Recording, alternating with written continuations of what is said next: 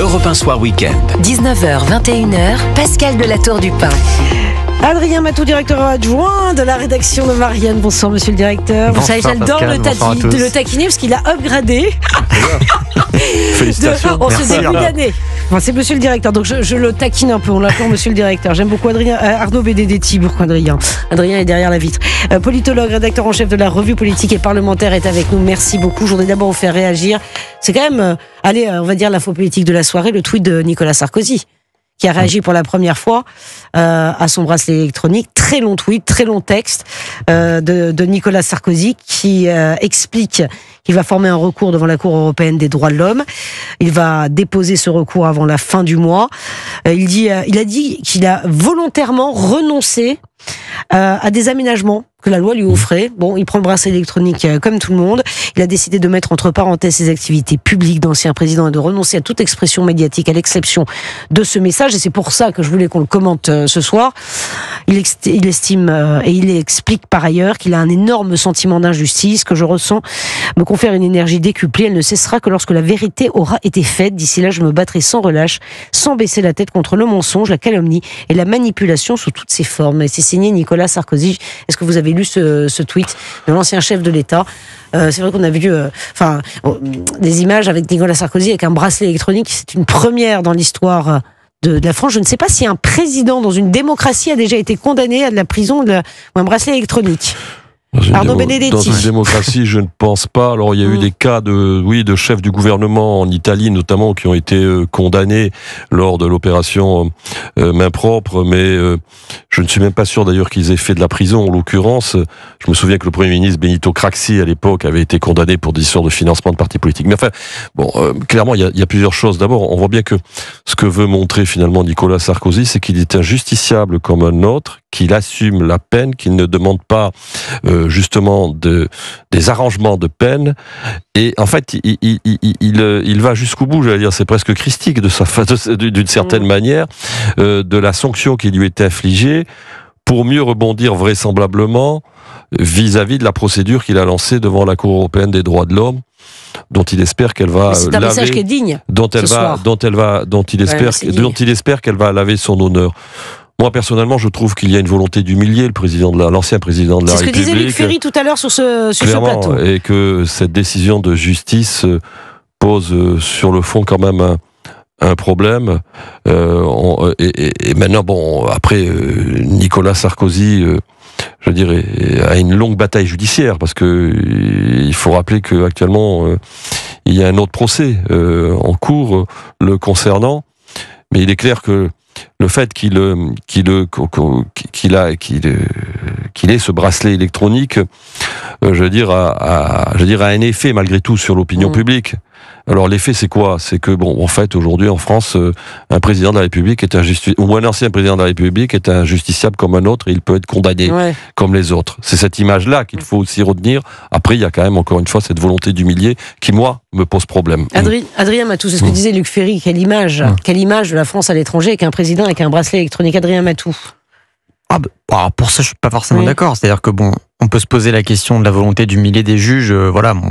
C'est possible. Je connais pas le dossier par cœur, donc c'est compliqué. Après, le fait qu'un président puisse être jugé comme les autres, et d'ailleurs Nicolas Sarkozy joue le jeu entre guillemets, parce qu'il renonce à des recours éventuels.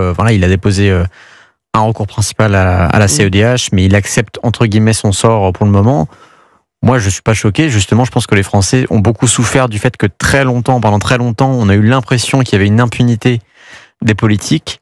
Alors peut-être, je dis bien peut-être, qu'il y a un retour de balancier, et que là, par effet inverse, les juges veulent montrer qu'il n'y a pas d'impunité et que du coup, ils vont plus loin. Oui, mais il y a une histoire entre Nicolas Sarkozy et les juges. C'est ça, je comprends. Arnaud Benedetti, Luc Ferry disait la même chose. Il y a quand même un gros contentieux entre les juges et Nicolas Sarkozy. Oui. Non, mais je m'interroge juste sur cette manie qu'on a de hurler au laxisme des juges quand il s'agit de la délinquance ordinaire, entre guillemets, et de considérer qu'ils sont extrêmement sévères contre les politiques. Mais c'est vrai ce que dit Adrien Matou. Mais c'est vrai. Je suis pas sûr. Je suis d'accord avec vous. L'image que ça renvoie, c'est quand même un peu... Non, mais c'est aussi une image médiatique. C'est aussi les mêmes qui protestent contre le laxisme des juges qui s'indignent de leur excessive sévérité. Ah oui. Encore une fois, je connais pas le dossier dans ses moindres détails. Il y a un autre procès, comme l'a dit Arnaud, le procès, l'affaire Kadhafi, qu'on suit de très près à Marianne, qui est en cours, où d'ailleurs Nicolas Sarkozy, dans sa défense, certes passionné, est un petit peu en difficulté. Donc, ça fait 20 ans qu'on entend parler des affaires de Nicolas Sarkozy, et finalement, ça arrive très tard, ces condamnations, parce qu'on a l'impression que ces affaires-là sont dans le débat public depuis des années. Alors, évidemment, il y a ce soupçon de partialité des juges qui leur colle à la peau, et leur colle à la peau parce que, de fait, on a l'impression que la justice varie en fonction de la personnalité de la personne qui est accusée. Et ça, effectivement, c'est un problème. Parce qu'il n'y a pas de preuve, en fait, dans le dossier, si je me souviens bien de... Il n'y a pas de preuve.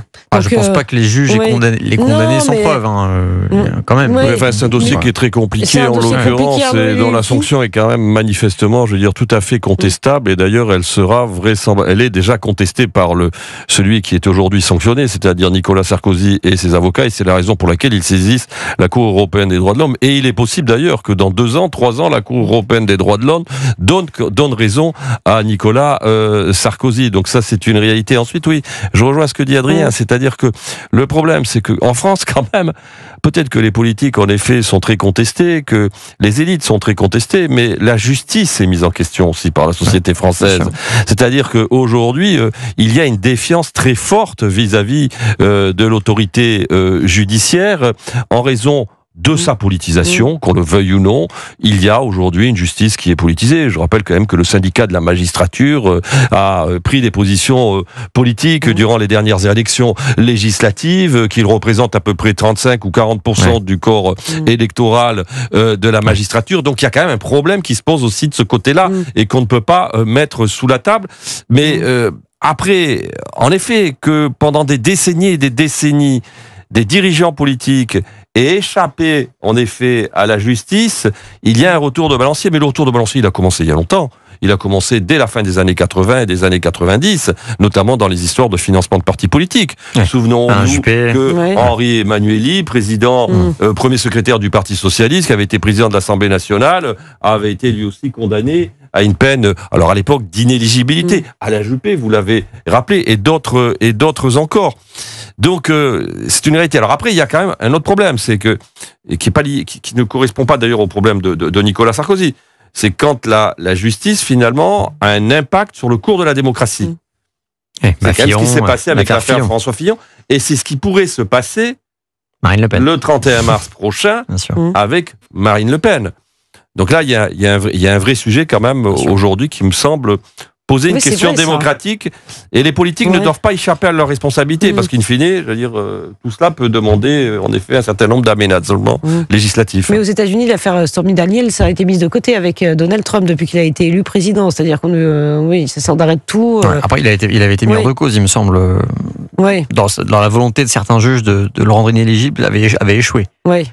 En tout cas, sur la question que pose Arnaud, ce qui est important, c'est de considérer qu'il y a les peines qui sont prévues pour les délits. Après, l'influence des décisions de justice sur la démocratie, à mon avis, ne doit intervenir que dans des cas d'extrême nécessité. Il faut se demander si tel ou tel délit commis par un responsable politique, en l'occurrence là, on parle beaucoup de Marine Le Pen et des emplois présumés fictifs au Parlement européen, est-ce que ça doit justifier une incapacité de se présenter à toute élection? Je suis pas sûr. Oui, mais ça peut justifier une peine.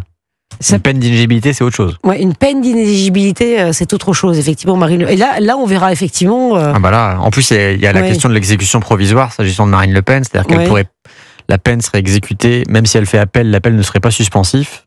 Ça, c'est une autre question qui va se poser, qui va être extrêmement importante. Donc, ce serait appliqué immédiatement. C'est toute la question. Donc voilà. C'est ce qu'a demandé le parquet. C'est bien ce qu'a demandé le parquet. Le parquet a demandé l'exécution immédiate de la peine. Ça veut dire que ça serait éliminatoire tout de suite. Y compris en cas d'appel. Pour elle. Enfin, je pense que là, on serait véritablement confronté à un énorme problème politique et un énorme problème démocratique.